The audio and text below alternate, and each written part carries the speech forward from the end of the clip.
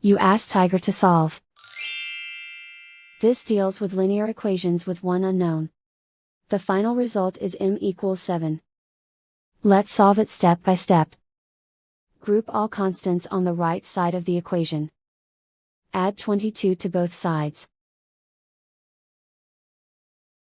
Simplify the arithmetic.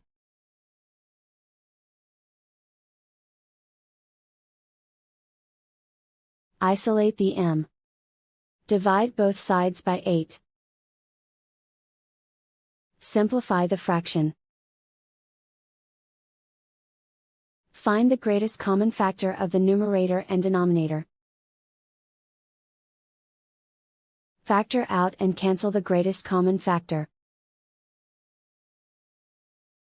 And so the final result is m equals 7.